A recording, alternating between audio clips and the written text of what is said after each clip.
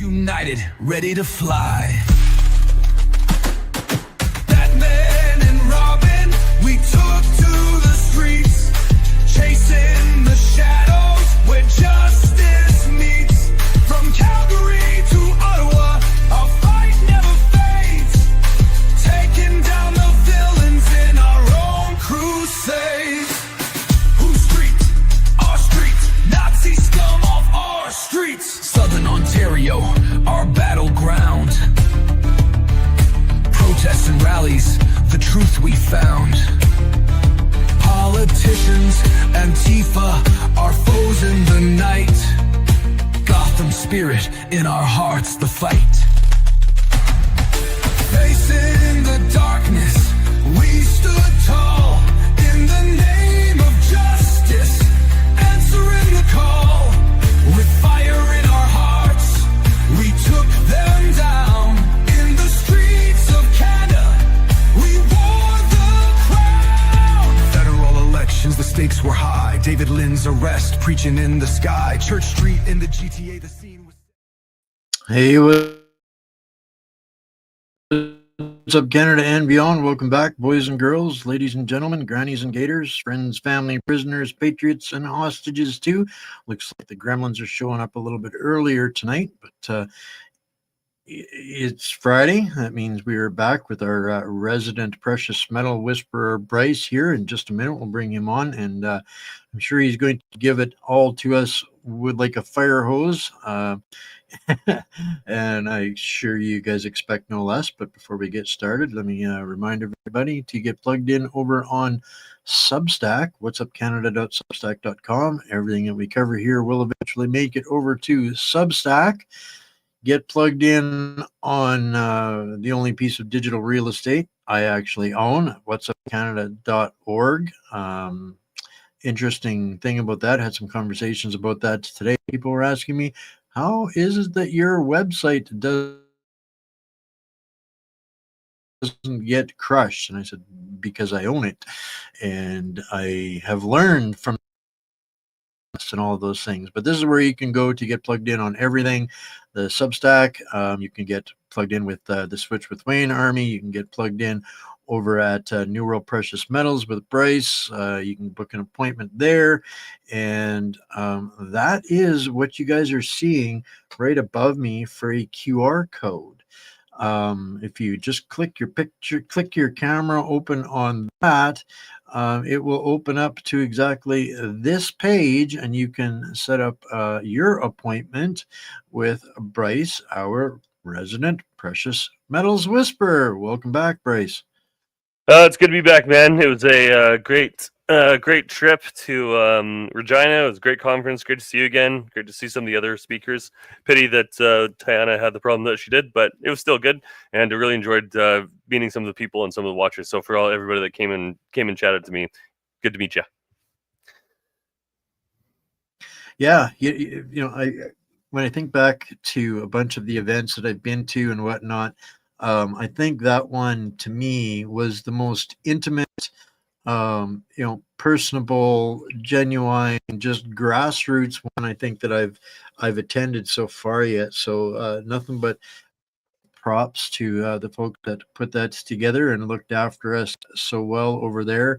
I cannot wait for them to do it again. But today is Halloween, so for anybody that chooses to celebrate that stuff, Happy Hallowed Eve. To me, it's kind of in alignment with the rest of the nightmare that we're kind of living through here right now. Most people, when they ask me how you do, and I'll tell them I'm living the dream. It's just, not sure if it's Castro's, Mao's, Stalin's, Pol Pot's, whatever the case might be. Carney, I think, is in the Liberal Party going to go down in the top 5 of psychopaths, if not the number 1 psychopaths in Western civilization has ever seen. But I know that you're going to have a bunch to share with us tonight, Bryce. Where do we start even?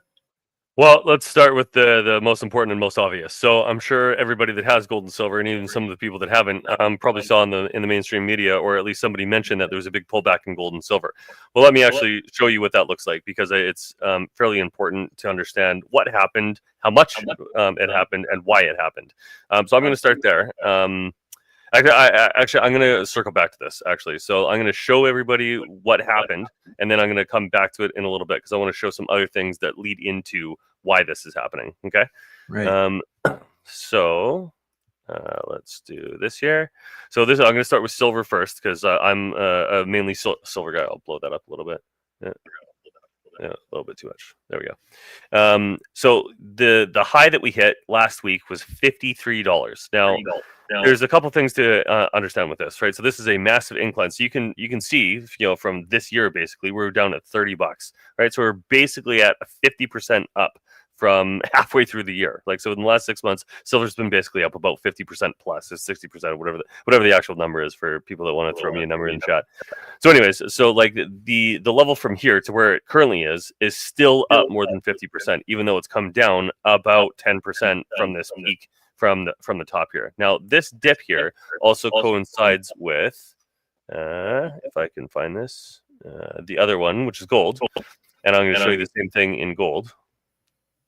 If this ad blocker gets out of here, get out of here. So this, get out of here. This guy. Bro, get out of here, man. Sorry, wasn't doing this before. Okay, so go in here. So same thing with gold. So you see basically the same time. Oh my God, this thing never's done this before. I guess they want us to. But anyway, so we hit basically a high of like almost $4,400 for US for gold. Right now, it's back down to about 4,000. And the people in the industry, the people that follow this, we really haven't seen a lot of pullback. Right, so there's been slight declines of this. It's been, a high, it comes back down a little bit, but it's steadily has been going up. And since there really isn't a lot of difference between the charts, even though they're completely different commodities.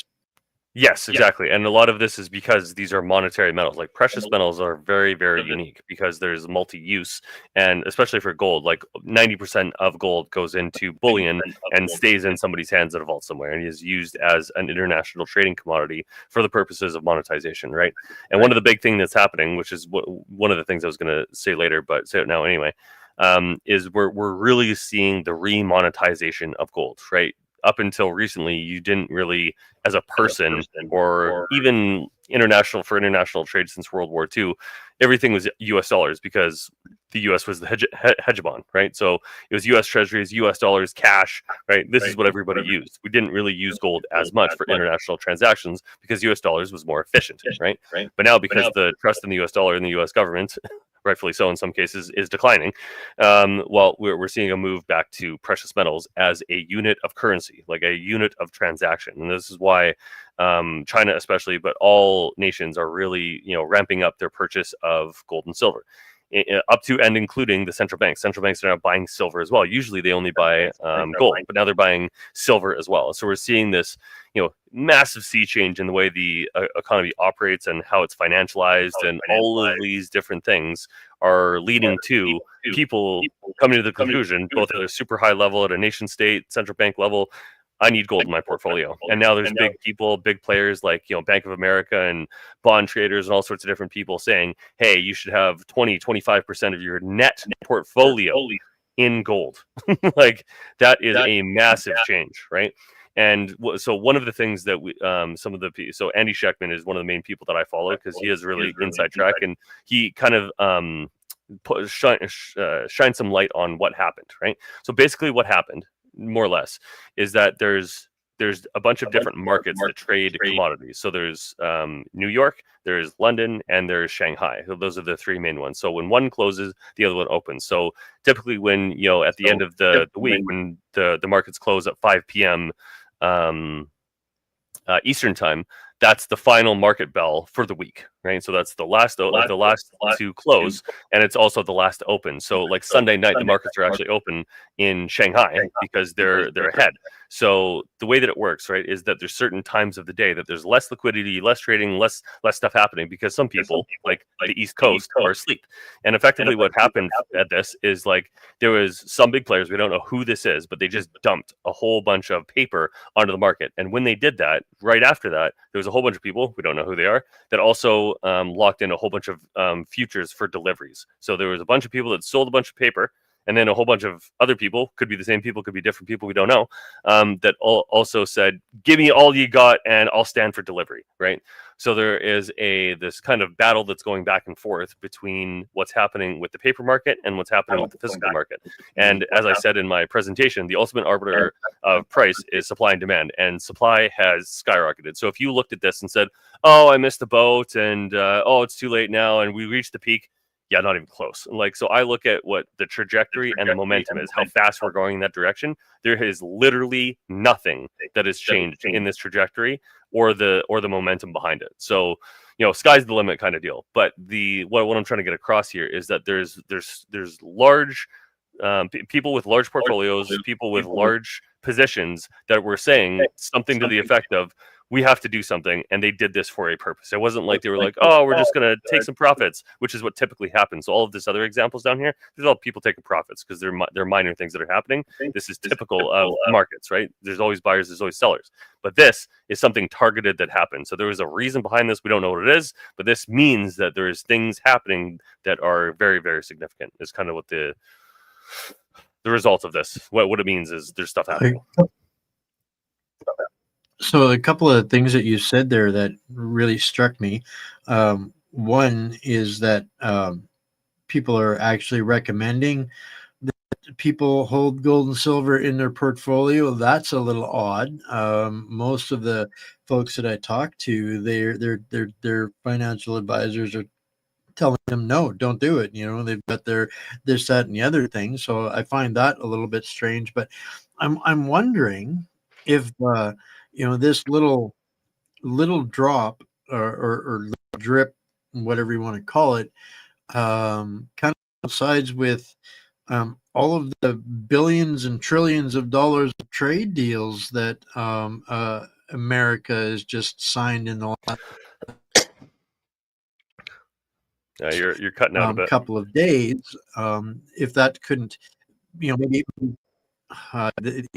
we're in kind of a storm and a blizzard here, so it's been kind of shitty all day. So there's not much I can do about it here. That and Gremlins have really been in love with this channel all week.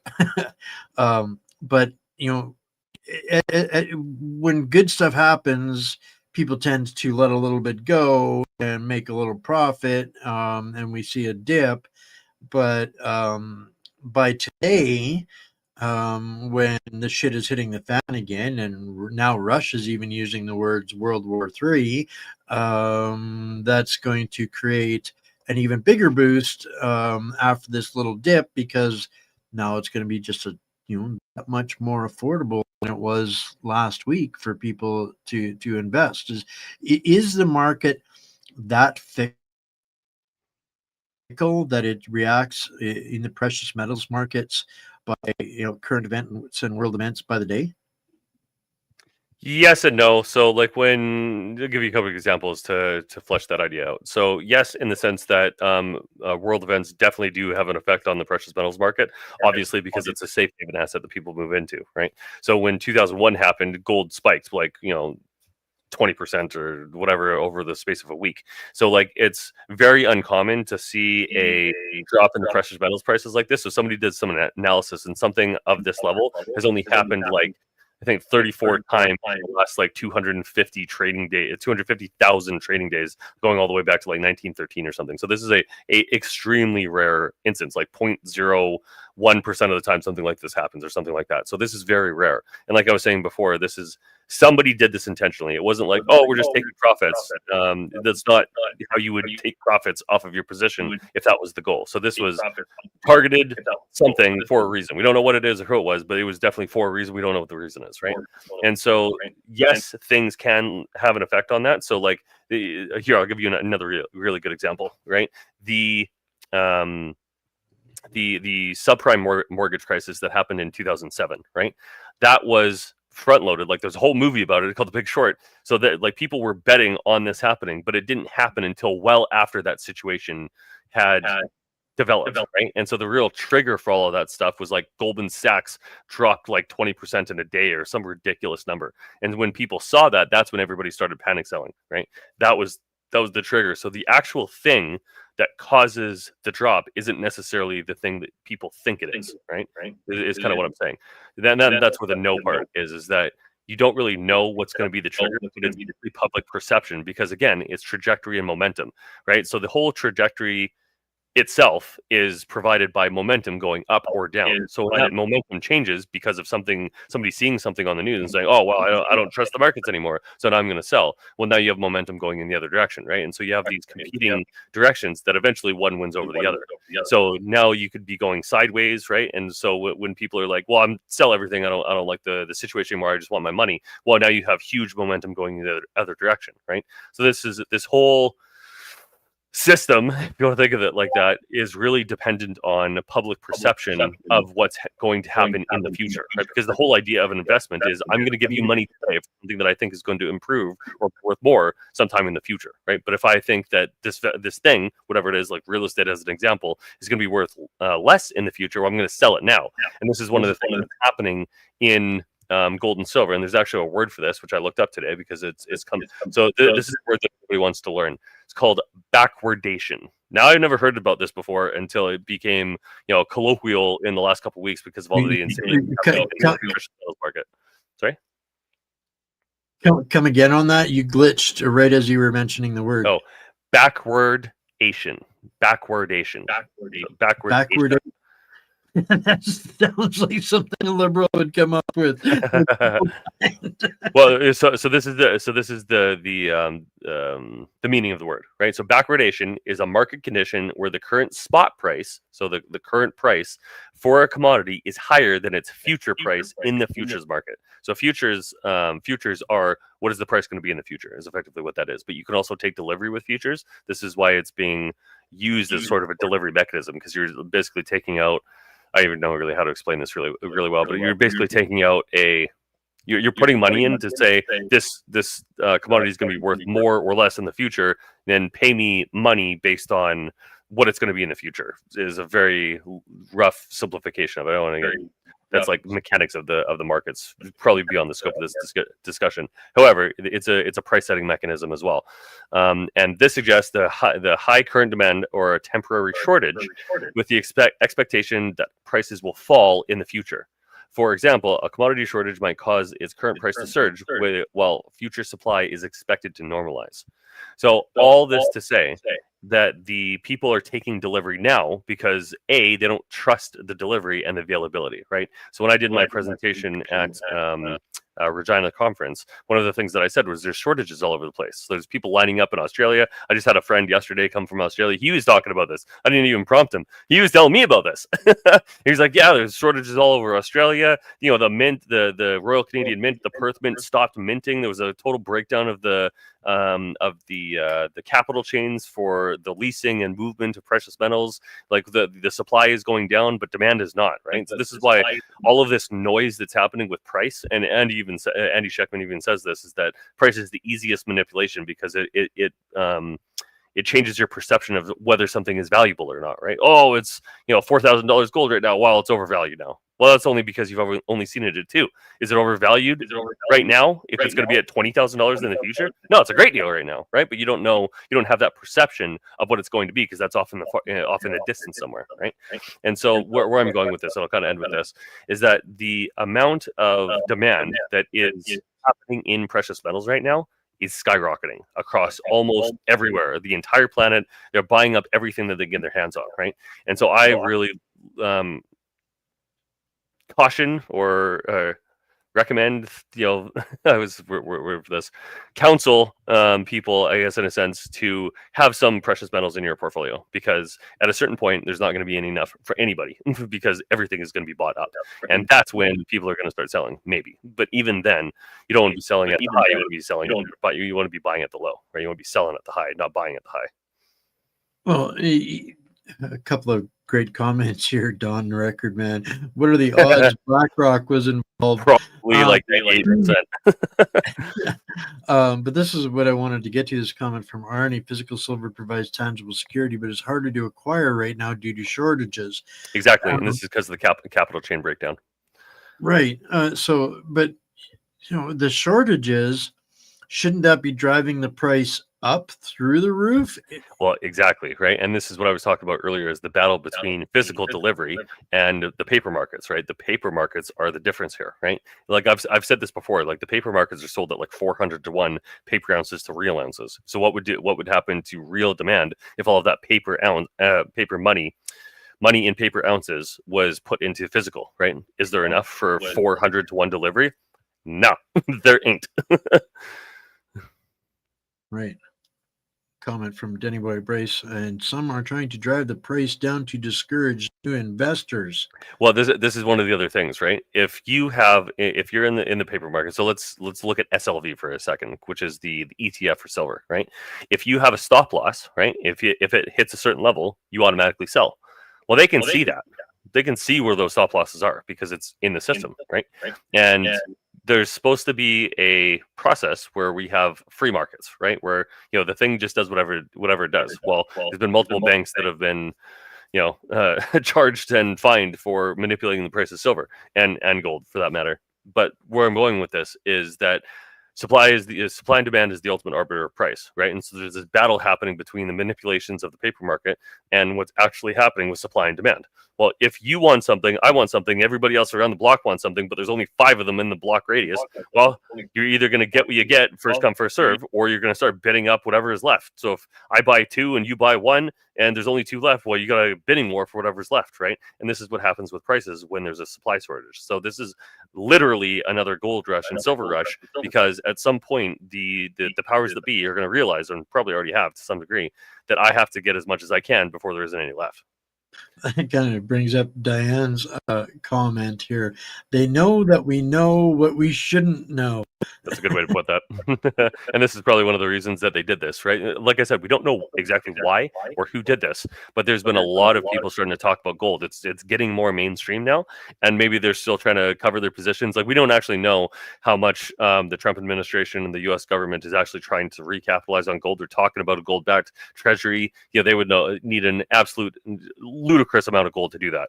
So China's been doing this for years. They've been preparing this, right? And if the decision has been made for Western society to be on the decline, by the powers that be, well, what is their solution to do that, to take care of their own financial position? Gold and silver. Right. So. Arnie says, due to high demand, some orders may experience extended processing time, 1 to 2 weeks. Yes, I was going to comment on that, actually. So thank you for bringing that up. So I just did an order yesterday for delivery, for a retail order for somebody, and it was $20,000-$30,000, something like that. And that's not overall a really large order. But usually what I get people is these, which is the, if you can see that, the silver maple leafs. This is the majority of what I recommend people buy, because it's sovereign. It has an actual face value. I don't know if you can see that. Yeah, not really clear, but it's on the there we go, $5. So that is face value coin, right? And so this is a sovereign mint. It has an actual like face value on it. And so what I typically recommend people do is you get a bunch of these. Yeah, exactly. You got one too. That was 2021. So you get a bunch of those. You get some sheets of 1 gram 1 gram silver bars, and then you're good for doing transactions with other people, right? Because this is kind of the unit of measurement, right? And if you have all of this, right? Generally, I've never had a delay. I can just order whatever I want and it sends out. We work with like one of the largest providers in North America, right? So if they don't have it, there's a shortage, right? And they're now like because of the Royal Canadian Mint's pause on minting, and Perth did the same thing because of the capital chain breaking down last week. So now there is a delay until sometime into December for some of the things and into November for some other things. So this is what I'm saying is that like if you want it, well, TikTok. Right. So some more great comments, lots of comments again here.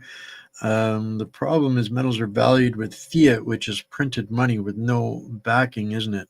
Yeah, that's one of the considerations. So one of the ways that Andy Scheckman describes this, and I'll actually post the video for you to share with everybody. If you could put it down below this video, I think everybody would benefit watching this video because Andy Scheckman is one of the smartest people in the business. And there's also another guy named Rick Rule, also one of the smartest people in the business. Rick Rule talked about gold going up by another 300% from where it is now, and he talked about 600% from where it is now, right? I'm a firm believer that something in that neighborhood is going to happen because of all this momentum and trajectory. But where I'm going with this and why this is important is he talks about if you measure everything in gold, everything has actually fallen in price because the money that we're measuring it in has gone down in value. So it takes more dollars to buy all this stuff. That's effectively what inflation is, right? And so the protecting your purchasing power aspect of gold and silver, right? This is what empires have always used. Like, hey, I'll give you a gold. Well, if it's half tungsten or something, well, it's not as valuable as 100% gold, right? That's what old printing used to be. So they would take nickel and mix it with silver, so it was not real and not full real currency. This is the debasement of the currency, and this happens near the tail end of when empires fall. This happened to the Soviet Union, this happened to Britain, this happened to every empire throughout the history. Not a lot of people know this, but this is actually happening in China too, because they're printing well beyond their means, but they have the manufacturing base, and so there's a conversation surrounding the U.S. dollar right now. So, like the question is there going to be a collapse, a collapse of the currency or default of the currency, a hyperinflation of the currency, or is there going to be some third option to recapitalize or reback the U.S. dollar with gold, right? Which is what a lot of people are talking about, right? And the question there, like one of the parts of that conversation that surrounds that question is the US dollar going to stay on as the world reserve currency? Because one of the things that you have to do is you have to have deficits with everybody because you have to give everybody dollars so that they can do international transactions. And so there's talks happening at a very high level right now about exactly this question. Now, we don't know what's going to happen, but typically, because all of the other options are, very difficult and not very good to do for whatever the powers that be are, is that inflation of the currency or devaluing of the currency is the most likely one in the short term, which means more printing, more quantitative easing, and this might pump up the stock market a little bit more, but it's at a certain point, the currency becomes worthless. That's what hyperinflation is. Carney wants to print trillions of more dollars for Canada. So given the fact, and Denny Boy, I think you're right there, silver is still highly undervalued. That means if it's still a good bargain to buy right now, but the more money they print, the more it's going to cost you to get the same amount of precious metals, and then it becomes less and less and less of a bargain. Comment here from Patricia: how much do you have to buy to deliver it to one's home? That depends on from New World Precious Metals is 5,000, but goldsilverbull.ca they'll send you, or Silver Gold Bull, they'll send you just a couple if that's what you're after. Yeah. Like our minimum's $5,000. So if you want to go through us, we save you a little bit of money from the retail. But if you don't have that much money, you just want to buy a little bit of silver, like 10 ounces or something like that, or 5, even 1 ounce. If you can buy whatever you want, they'll send whatever amount to you directly. Now it'll cost you a little bit for shipping. I think it's like $20 for shipping or something like that. So if you're under a certain amount, you really want to maximize how much you're buying at the time, because it's going to cost you a little bit extra to get the delivery. Because that's the minimum for us is because of that free shipping. So everything above 5,000 is free shipping. Right. But even if it costs you extra, again, it's still cheaper than what it's going to be in the future. And you want to have something in your portfolio that is real, right? And of all of the things that could be real, this is the realest real thing that you can get. Right. Denny boy, fractional silver selling. You didn't know that they did that? Yeah, you can buy these. They look like credit cards, and you can they're serrated, and you can literally break off little fractions of it as well.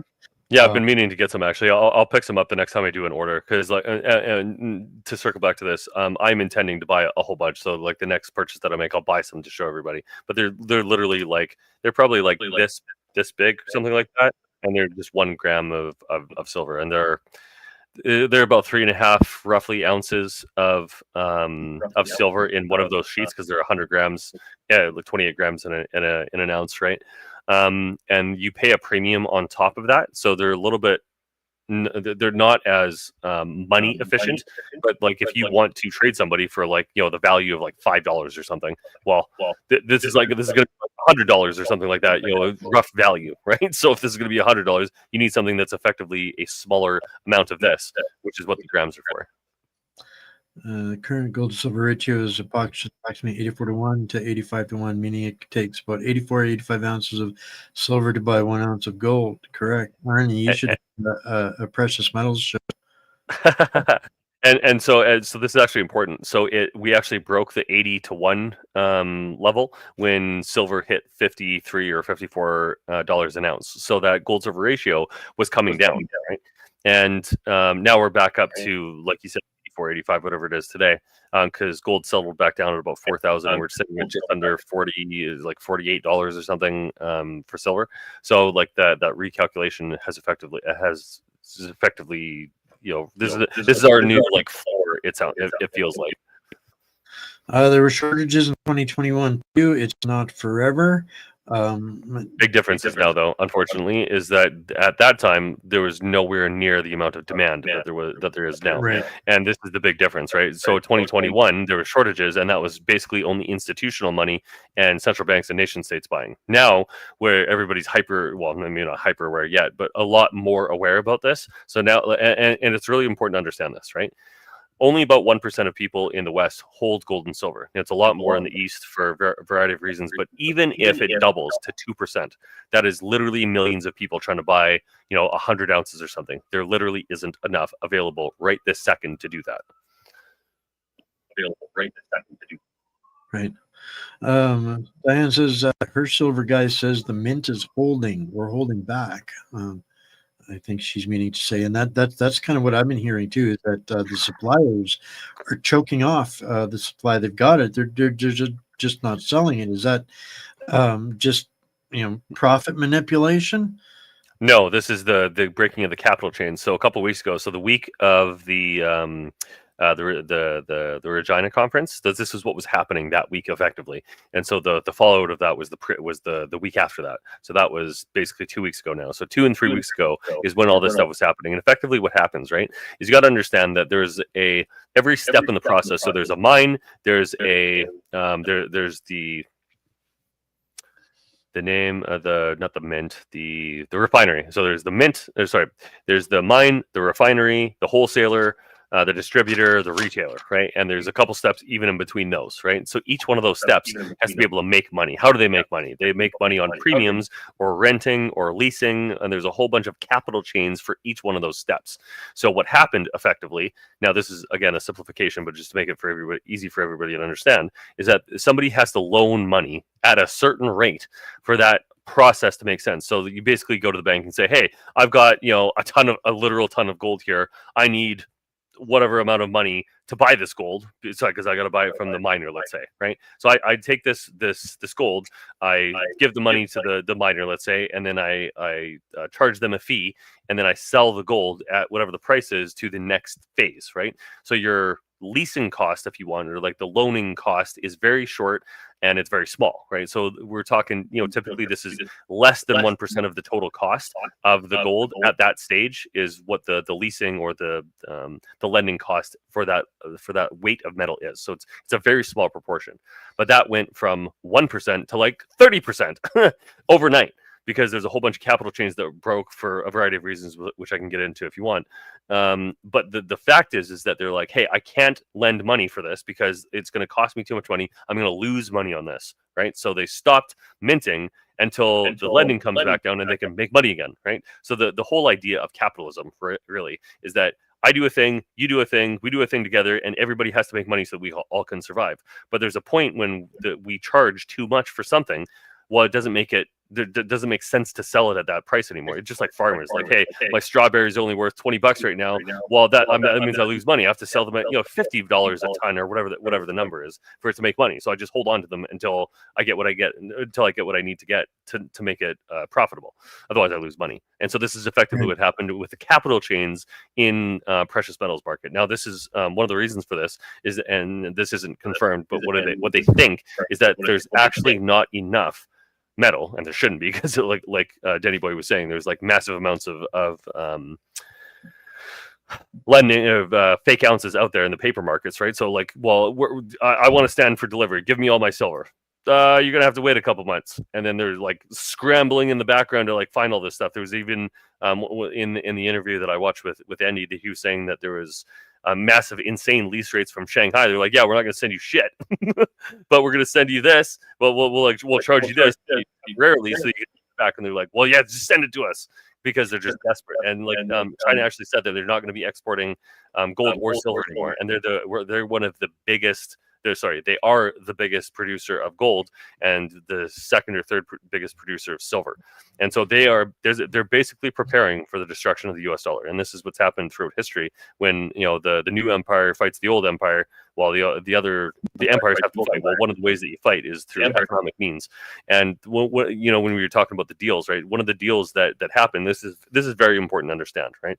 So the control of rare earth materials, so not precious metals, but rare earth materials that are used in manufacturing of all sorts of stuff.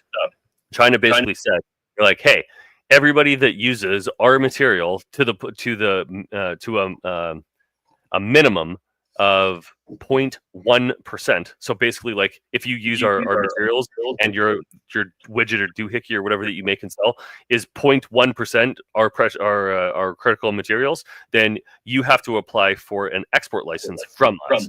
So this is like, even if my company is in Europe somewhere, and like I just need the baseline stuff to go into some other widget that I buy off another company in another country, they want the end of the retail product manufacturer to go to China and say, hey, I need an export license for this because it has some of your rare earth in my manufacturing process, which is ludicrous. So they basically tried to make a play, because they have a functional monopoly on rare earth materials, to say, hey, everybody on the planet now has to come to us and verify not only that you can get it, but you're gonna have to hand over the schematics and everything. Basically, it's like, hey, give us all information about all the stuff that you make, regardless of what it is, just to get the materials to build it. And everybody is like, what the hell are you on, bro? That's not how this works. And so, but it is how this works, because they have a functional monopoly on those rare earth materials, which now, as I've been saying for years, the West really needs to break that dependence on China. But like, this was created like a decade ago. Like I've known about this for like 15 years. It's so stupid. So now I got another comment here, and I think that I can actually do this, address this one. Sockby, I missed it. What was that coin that we should buy that Wayne was holding up? Now, here's the point that I want to make out of this. I've got two different coins here. This is a $5 coin, which has a currency value of $5, but it weighs exactly as much as this non-currency coin. That is this exact same 1 ounce of 0.99 pure silver. When you're buying currency coins or collectible coins, that kind of stuff, you're going to be paying more for lack of a better word, sentimental value than the actual value of it, because the value of it is in the weight, not what the coin is. So at this point, whether what do they call these, a Victoria, a Britannia, or this from the Canadian Mint, an Elizabeth coin, doesn't really matter what the coin is. It's about the weight. Yeah, exactly. So the way that I explain it to people is that sorry. There was a massive Nope, delay. go ahead. So the way that I explain to people is that silver is silver is silver. However, again, it's perception, right? If you want to be like really 100% about it, just get the sovereign mints. It's basically the same price. There's no extra value to getting anything else unless you want other stuff. But like this is the only stuff that has like face value on it, right? So it's technically what's the word? Currency. Man, I can't think. I'm gonna stop drinking beer. I can mind fog now. I can't think of the word. Somebody can throw it in the chat. The term for sovereign currency, legal tender. It is legal tender. So like you only get $5 out of something that you paid $80 for, but it's still this is like it has real value in the eyes of the sovereign state. So one of the things that I want to share that's kind of going on in relation to all of this stuff that's happening with precious metals is the massive bubble in the market that they're talking about, which is the AI bubble. So I don't know if everybody saw this, but one of the reasons I want to share it is to make sure that everybody understands this. So one of the things that happened this week, I'm pretty sure it's this week, is that NVIDIA, our good friend NVIDIA, became a $5 trillion company. So it's first $5 trillion company. Now, why is this company $5 trillion? It's because all of the AI basically relies on their GPUs to fuel all of the LLMs and all of the AI stuff that's happening right now. So just to put this into perspective, this one company is now effectively the third largest GDP on the planet. Like China and the US economy are the only things that are bigger than this company. And it's all fueled by the AI companies just buying massive amounts of GPUs.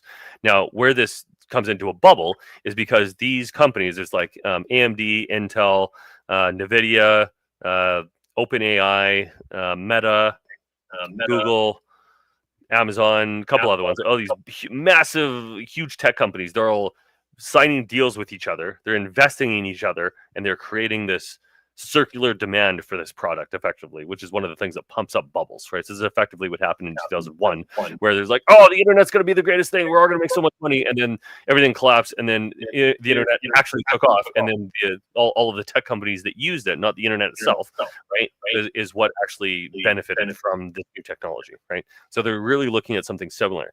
But the thing to realize about this is like when I talked about the Magnificent Seven, of which NVIDIA is now one of them, the Magnificent Seven are now like 50% of the stock market, of the S&P 500, not the stock market, the S&P. Like, so the Fortune 500 companies, like these 7 companies are now like 50% of that index. So if these companies ever have a problem, so does your portfolio, because generally a lot of I'm really having trouble with words today. What's the word?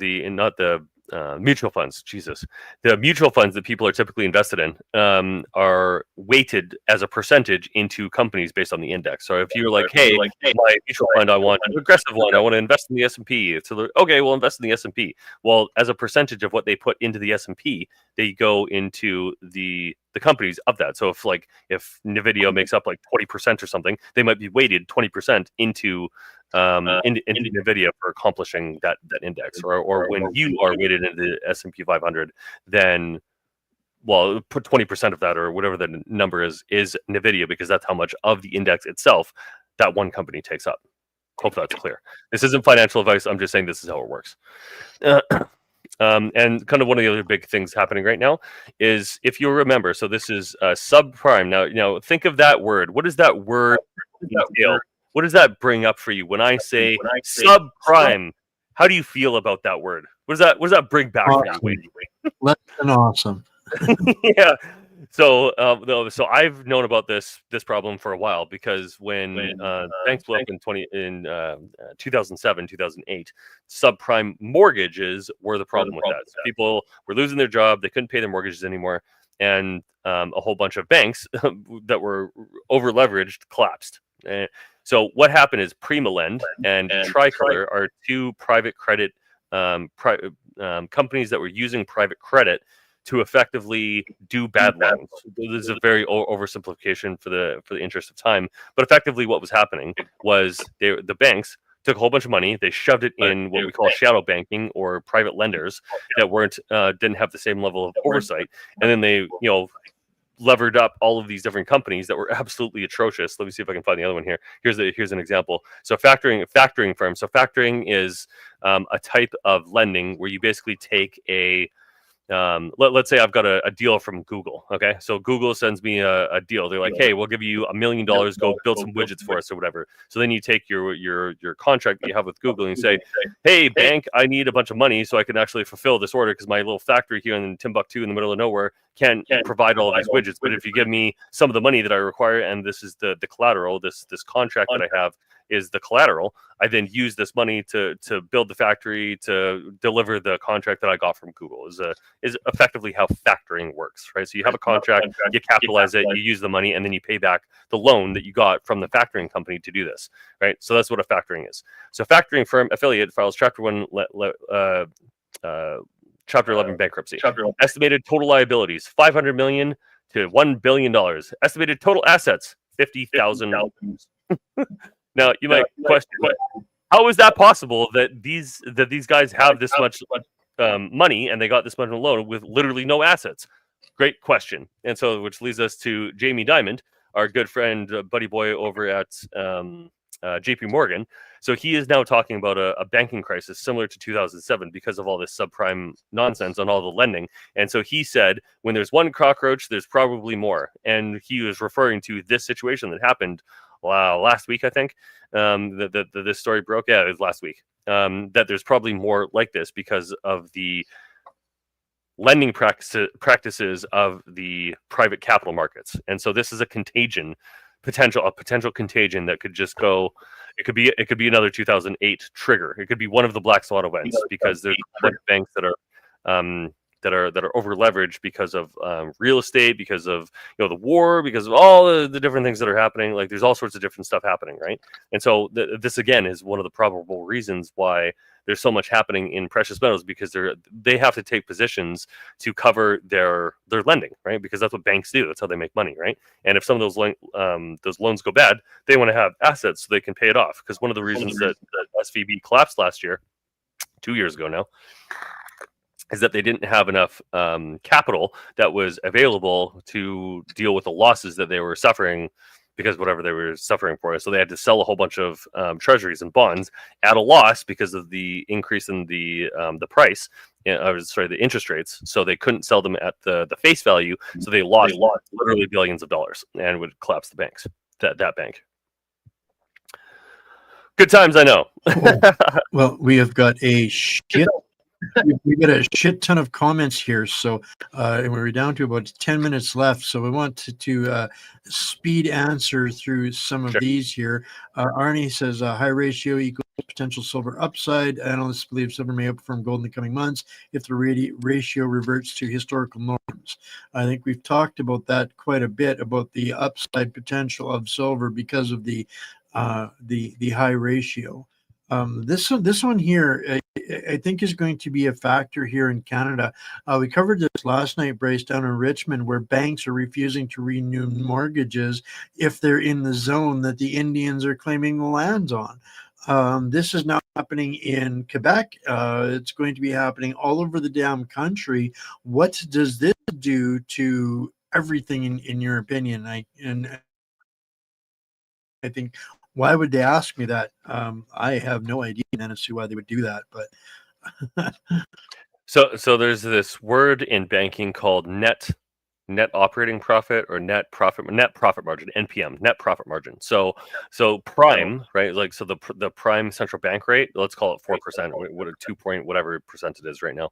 So whatever that rate is that's what the bank get charged for lending money. So if they have a bunch of money that they printed out of thin air, but they have this and now they have this money in their control, now they want to lend it out, right? So if they lend it to you at 4%, they make that delta, that difference between what they charge or what they pay and what they charge you, right? And so what that probably means is they're looking for more ways to get more money and cash flow into the banks, because there's huge amounts of money that are leaving Canada because, well, obvious reasons, and they need more cash flow probably. And so like I don't want to get too deep into it, but I've had a couple clients have some real problem with some of the banks recently, not to name names or anything, but like we're really seeing a lot of consolidation, collateralization, financialization of the banking sector. And so this is a very it's a time to be alive right now, let's say. And I think the important part is the important thing to consider is you want to have enough money in your portfolio to be able to pay your debts, hopefully, and have money in gold and silver to be protected, so that when gold and silver eventually skyrocket in price to where I think they're going to be, is why I'm holding on to my own, is that you can pay off some of this debt and be free and clear. In this comment from Carly here, I think that this is kind of something that I think that some of the elites are playing with their, as you were saying earlier, they want to crush the American dollar, and if but they're building themselves an escape plan using crypto, and for those of us that the peons of the world, we're going to get crushed if that happens, and it's going to be even worse if you're not holding any kind of precious metals. Am I incorrect or correct on that? Throughout history, the only thing that's a guarantee is precious metals and what you have on hand. When things go sideways, as good or bad as they're going to go, it doesn't really matter. You want the guarantee of something physical, right? That's what it's a guarantee that I have value in my hand, right? If I give you the value, you guarantee that you give me the thing that I pay for, right? And all of the currencies that we've ever had, they've all gone to zero, right? There's no reason that ours won't go to zero. Exactly. Like 100% of them, except the ones that are alive right now, have gone to zero, right? And so if they're intending to change things, you want to be in a position where you have the option to do what you need to do, right? Gold and silver is one of the few things that everybody has access to that's universal. And for that reason, it's really important. This is one of the reasons why it skyrocketed so much, because the wealthy, the nation states, the central banks, they're all positioning themselves so they have assets. What do rich people do? They get assets, because assets pay them, right? If you have to, pay somebody else for, rent or whatever, you're not paying into an asset, right? Now, mortgages can also be seen as kind of a trap for that reason, because you're paying into something you don't really own. But if you rent that out, now it's an asset because it's producing income for you, right? And so whenever you're looking at all of these different situations, you have to ask yourself, what is happening and why is it happening, right? And how is it happening, right? That what and how is the more important part there, because it doesn't really matter as much why if you can understand what and how, right? I don't really understand all of the mechanics that are happening in the background. Like the level of stuff, is the complexity of some of this stuff is even beyond my pay grade in some instances as well. That's why I listen to experts too. But the important thing that we can all see very obviously is if you're doing something and everybody else around you that knows everything there is to know about the system is doing the same thing, well, there must be a damn reason that they're doing it. It must be a good damn reason too. Jason's got a comment here. Troy ounces is 31 grams, not 28. Like we used to buy our stashes in. 28 grams is not the same as Troy ounces. That's why I said here 3 and so it's like 3 and a bit ounces of silver in the 100-gram thing. Michelle, I believe you can get gold in grams as well. As a matter of fact, yes, you can. That is the only gold that I own, but that is a 2.5 gram gold piece. So that's about $500. Yeah, about $500 was, I think, about $280 or $300 when I got it 2 years ago. So yeah, you can get small denominations of it. All right. Bryce, is it better to put your bullion coins in protective holders to preserve their condition, i.e. uncirculated, extra fine, etc., like collector coins? I mean, you can. I don't, because it's still silver. But I'll show you the difference, actually, because like I have one that I keep on me all the time, just in case, and then I have one that doesn't go anywhere, right? So I'll show you the difference if you can see this. You can see what happens there. I got a fresh one in this hand and one that's got staining on it. But guess what? It means it's worth exactly the same amount, unless your coins. That's the difference. And buyers and retailers, they don't want collector coins. Because they lose money on them, because people they're only interested in their weight value. Carly, I agree. I am more overcharges because of bells and whistles. This is one of the things that used to trigger me. You go to the post office and they'd have a one there that they wanted $99 for because it had some pretty freaking thing on top of it when you're getting $35 worth of silver at the time, and they're charging you $100 for the crap, right? That's on it. Weight and purity U.S. silver coins are approximately 90% silver. There's a difference between currency, circulating currency, and their contents, and I don't think that they have to stamp on the content on them. But I know that all of these ones from here in Canada, they all have the 99.99 numbers on them, so you can see it. Yeah, there's American Eagles that are 1 ounce American Eagles. That's their effect of the same thing as our Maple Leafs. But I think you're referring to what U.S. coins used to be. Like prior, it was 1963 or 1967, one of those somewhere in there, that the U.S. stopped using silver in their coins. But so everything before that had silver, and I think that was what you was referring to. And if not, that's what it was. Right. The government has paper. The citizens are wise. Cash out at banks. That's kind of why we've been doing this for a long time, because that paper money was predictable that at some point with the liberal government that we have, that it's going to be worth wallpaper. And this, it doesn't matter whether I bought it at $30 or $50, is still going to be worth more than 100 paper dollars real soon. Exactly. Yeah, we're almost there actually. When the price hit 54 US, I think it crested up to 80, 84, $85 or something like that for retail. So that's with the premiums on top of it. But that's effectively how much you need to spend to pick up one of these. And 2 years ago, that was $35. And it was like, oh, wow, it's super expensive. And I was like, not really. Jima, what would happen if people all sold their homes before they're given to the natives? It's impossible. The banks wouldn't be able to do it. The values wouldn't be there. People would go. Most people are upside down on their mortgages at this time right now.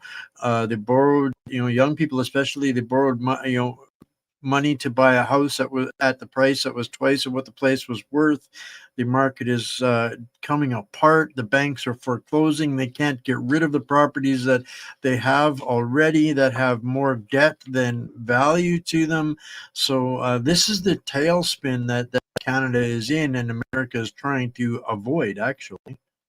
Yeah, and so just to put a bow on that, so we're actually to that question specifically about what would happen if everybody sold their house at the same time.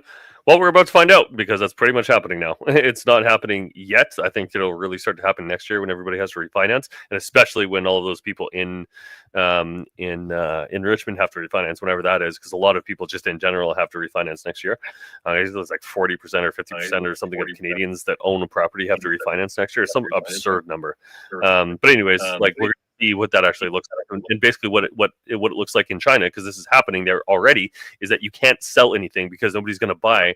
There's this old saying that says, don't catch a falling knife, or don't catch a falling knife. Yeah, exactly. And so what that means is referring to the stock market, where like you're not trying to sell. You're not trying to buy where everything's collapsing. And like I was saying before at the outset of this, trajectory and momentum, right? If you have a whole bunch of downward trajectory and a whole bunch of momentum behind it, nobody is going to be buying into a market where if you buy it today, it's going to be worth less tomorrow. Like, just doesn't happen, right? And that's what's called deflation as well. That's one of the things that causes deflation, is the falling prices of everything. But if you're talking specifically about property, right? At a certain point, there's like, okay, well, that's a good deal. I don't care that it's going to be worth less. I'm going to be worth less because that's what I want, right? Now, maybe we'll hit that eventually, right? But we don't know how low it's going to go, because you have some people that have owned this property. They bought it when it was like $50,000 or something. They can go really far before they're like, oh, I'm still ahead. Whereas other people are like, well, I bought this at $500,000. Like, I can't go anywhere near that. So there's a lot of people that are going to have to hold on to that potentially, or there's going to be foreclosed on if they can't afford the payments. It's going to be crazy. So the kind of point that I'm making with this is, if a whole bunch of people have to sell, which a lot of people do because they're underwater. They got it as an investment, and if they can't sell it and they can't afford it, well, that means it's a foreclosure, and then the bank has to sell it, and then the bank is basically doing like fire sales, which drops all the property prices. And if nobody's buying, well, maybe BlackRock's buying. I was covering some of that in different regions of the country a couple of weeks ago, where Niagara Falls or Niagara region, where all of the new developments are all basically now all foreclosed, and the bank trying to sell them and can't even give the damn things away, and the banks are in trouble here right now too. In a big way. And what are they going to do here now with the new Indian problem, with all of the properties in our country is built on a Ponzi scheme of GDP that's based on housing. So, exactly what we've been saying for 2 years here now, Bryce. The insanity was unsustainable, and at some point it was going to come apart. Comment here from Denny Boyle on my retirement goals, American Eagles. I kind of got Brett a little bit with that traveling story on the weekend. If you have a $50 gold coin and you announce that you've got $50 in currency to go across the border, you're probably carrying several $1,000s in that coin, but $10,000 worth of buffaloes is $250,000 in exchange cash, but nobody's going to tell you that you could or should do that if they're in the financial industry. Okay. Pristine condition makes it easier to sell to the banks if you have to, but I don't know that banks actually buy back precious metals, do they? I don't think that they do. I've never actually. No. Not to my knowledge, unless you're keeping it with them. But even then, I don't know. I know that they Storage, sell in some cases. Yeah, I know that they sell in some cases, but I don't think they buy back. So normally you have to go to direct sale with somebody else or to a bullion dealer, and they'll charge you about 10% typically. So if you sign up with us, we only charge you 3 to 5%. Right. And that's, as Tom says here, that makes it easier to sell again to someone else than the scratched or damaged or nasty coins, because they're just going to turn out, flip it anyway, or melt it down in terms of into it. Yeah. So in that respect, yeah, it's better to keep them. But like, you're not like, unless you're like, flipping around with it like I am always, you're not really using this. Like the one that's like kind of banged up a little bit is sitting in my wallet. Like I'm not really intending to sell that ever. Like, and hopefully I never have to use it for a transaction either. But in the case that I do, I will. And it's like, would you want the silver or not? Are you going to sell the thing that you have, or you just going to pout about it? Like, it's scratched up a little bit. It's still silver and still an ounce. Yeah. Denny Boy, bullion holds value, but that doesn't mean that it won't have more purchasing power. In an economic downturn, the value of precious metals inflates. So the worse the economic situation, the better. Well, and this is the thing about you want to touch that? Yeah, well, this is the example of the declining dollar that we're measuring it in, right? So the inflation of the metal doesn't change. Like there isn't more weight there after you buy it; it stays the same. But the value that you can get with it, again, is you're measuring how much you can get with that gold, right? You're measuring how much you can get with that silver. Now that might inflate because you can get more, because people are saying this silver is now worth more compared to what it was before, because how we're measuring the silver is now there's more dollars that it takes to get that silver, right? So we think of this through a lens of dollars, right? That's why we're saying that the value is going up, because we're measuring it in dollars. Denny Boy says the heat pumps will save us. Hallelujah. Finally, a solution to all of our problems. Would American banks be a safer option? No. and like the American banks are integrated with literally the entire planet. Like the SWIFT system comes from banks. So if there's a problem in that system, and it's these banks that are like, shoveling money into the shadow banks or the shadow banking area, no, it's all connected.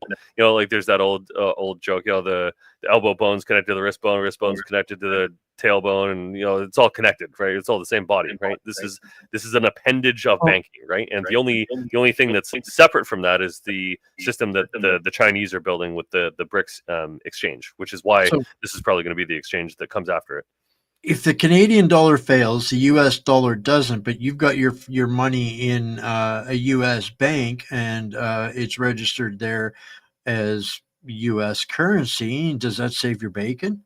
In that respect, yes. So there's a couple different things there. So if the Canadian currency collapses, that's different than the Canadian banks collapsing, right? So the currency could still be fine, but the Right. specific bank might collapse. Those are two different things. Although they're connected at that Right. level too. Marlene says, so if you own your home free and clear, is it wise to hold it? I would say yes. Yeah, I would. That- This is something that's important, right? You're gonna have to plan your flight. This is exactly why. In my area, we have a lot of homes for sale. Some of them are on the market up to 4 months, and the prices are lower than what people paid for them. Yeah, I've been hearing that a lot, and this is my point, right? This is like one of the big risks of how our economy has been managed for the last little while is that the economic these policies have an effect. Like, and I gotta do a little bit of reminiscing here. Like for the last 10, 15 years, because I've lived in Vancouver, like there has been nonstop investment in real estate because it goes nothing but up, 5% a year, 10% a year. I had a friend, he bought a condo for $250,000. He renovated it, put new floors in it, and painted it. He sold it for $400,000 the next year. Like that is insane, and it's not sustainable, right? And now we've hit the peak, and now we're on the decline.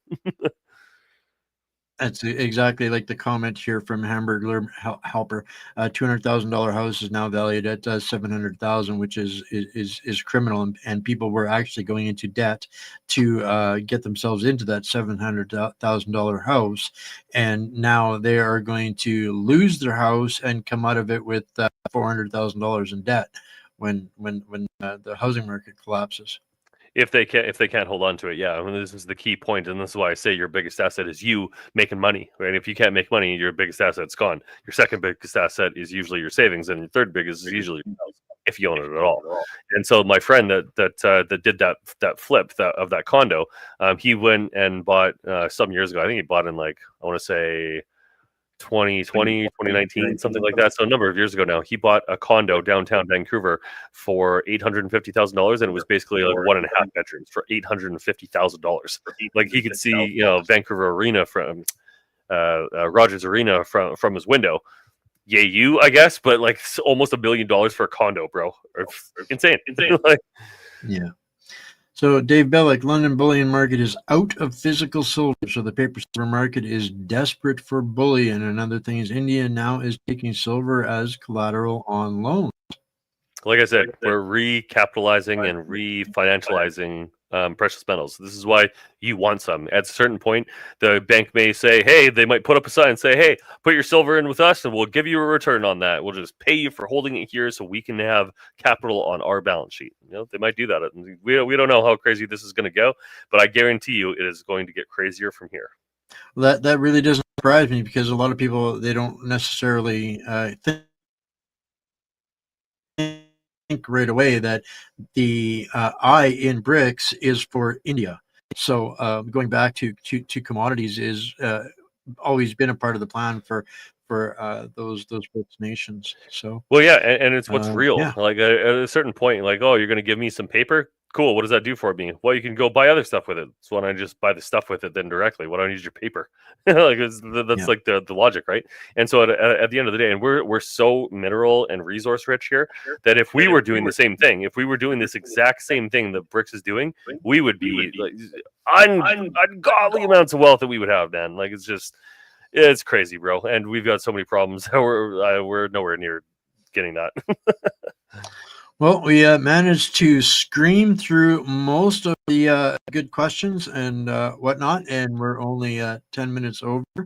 So, yeah, wow. That is fast and furious.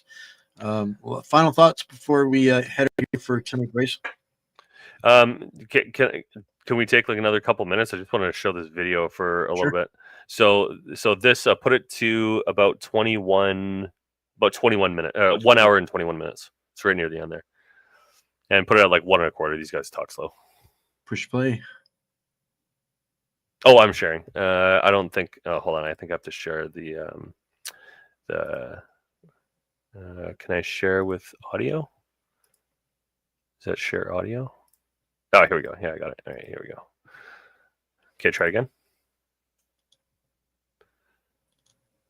Okay, can you hear this? And again, I don't like to use the term recommend, but give us a little bit of insight on how you would approach this environment as an investor. And again, this is not financial advice. I would just simply say that in this environment, if you don't own assets, you're dead. You need to own assets.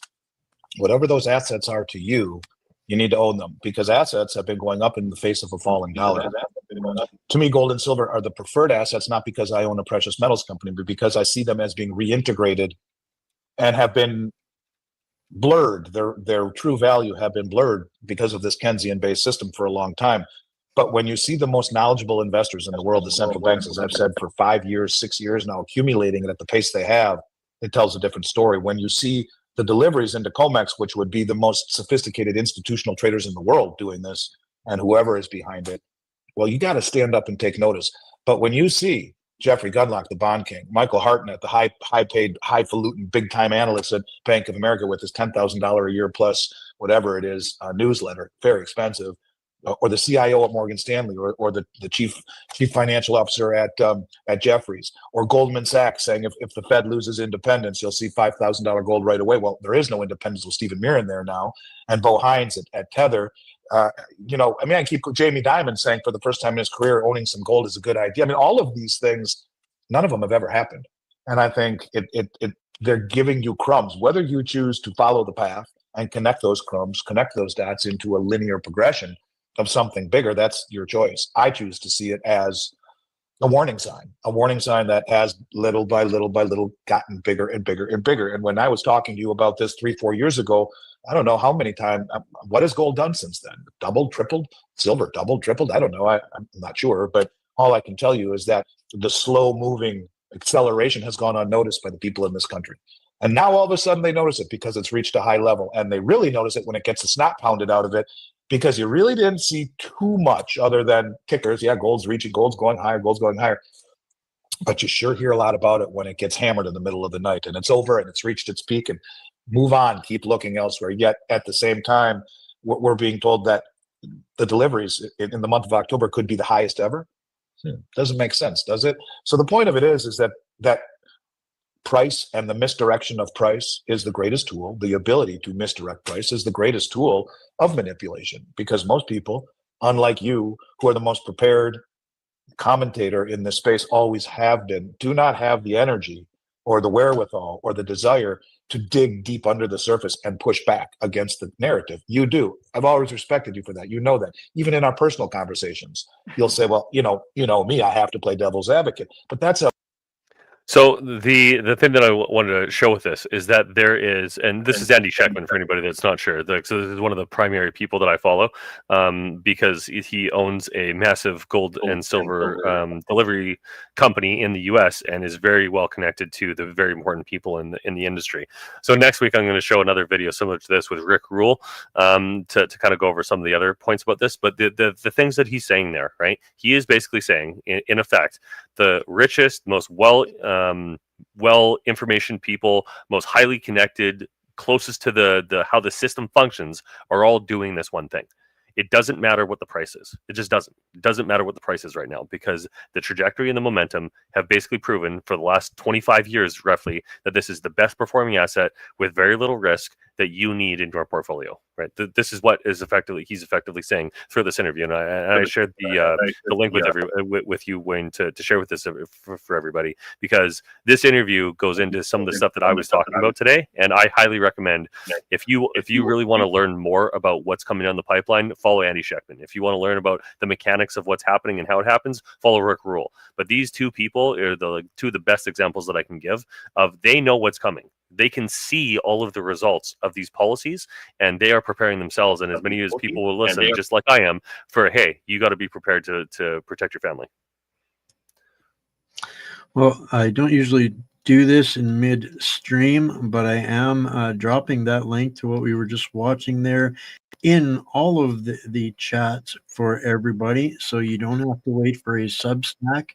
Go and copy this out of the chat wherever you're watching this from right now, and bookmark it, watch it later, whatever the case might be, because this is exactly it's days like today, Bryce, that whatever it was, a year and a half, 2 years ago, that I said, Bryce, we need to do this because this is coming. And Yeah.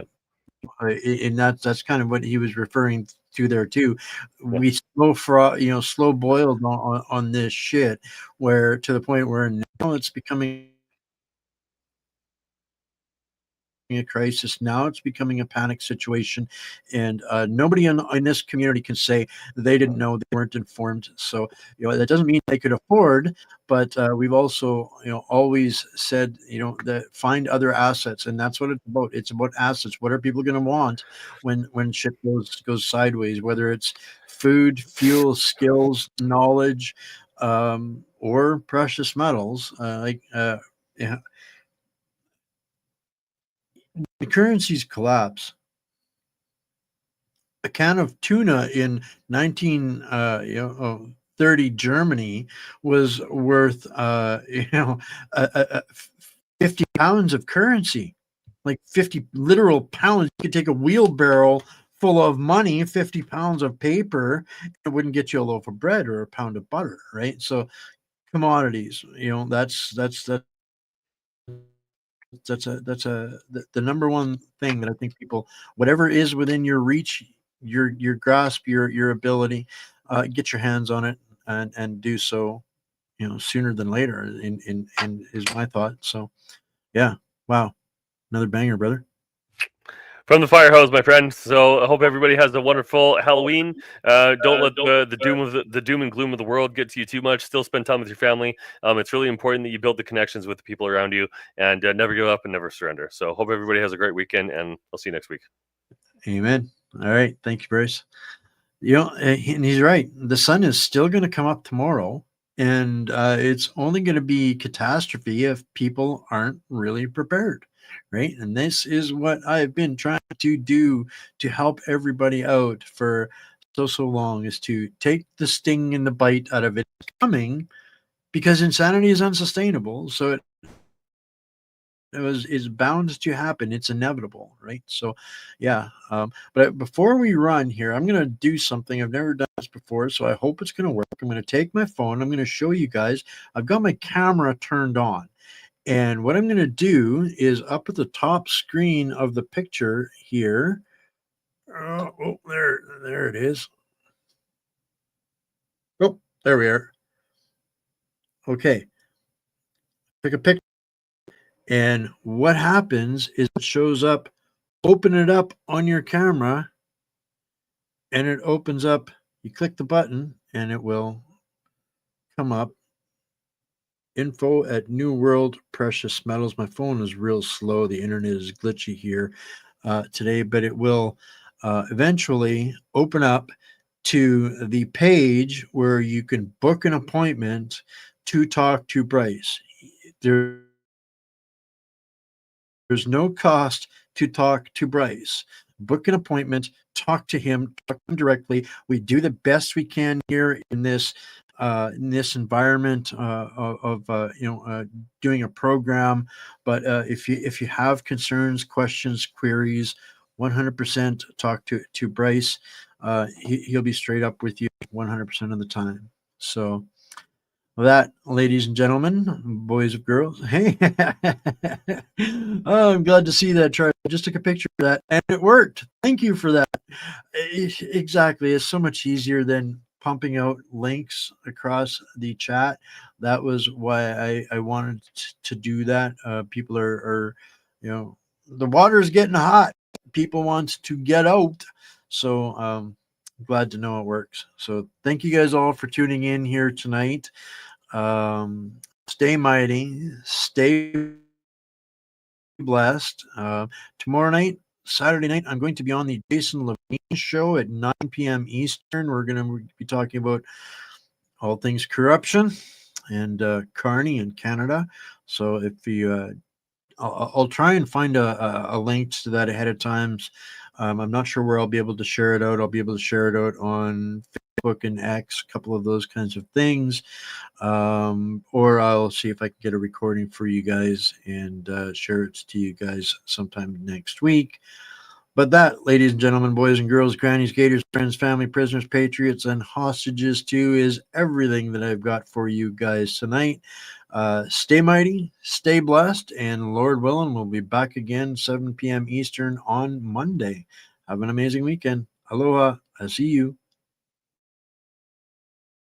In times of global instability, soaring inflation and massive debt, gold and silver have proven to be unshakable pillars of wealth. New World Precious Metals, based in Calgary, Canada, is a leading international brokerage. We offer an easy, secure, and cost-effective platform for investing in gold and silver, including our international wholesale program and registered retirement savings accounts. Protect your money outside traditional banking with our physical precious metals, privately vaulted outside the banking system, at secure, insured exchanges worldwide. Gold and silver have been trusted assets for generations, with current projections indicating high returns. And with unprecedented demand from governments, banks, and investors, there are now shortages. Precious metals thrive during inflation, geopolitical instability, and currency devaluation. Sound familiar? Now is the time to invest in gold and silver, whether in your international investment account or by transferring registered retirement savings accounts. Experience the security of physical precious metals, combining the safety of physical assets with the flexibility of being like your own bank, offering instant liquidity and a financed line of credit. With precious metals on the rise, don't miss this generational opportunity to protect your wealth. At New World Precious Metals, we ensure your wealth meets its potential. Contact us today and our personal brokers will guide you every step of the way.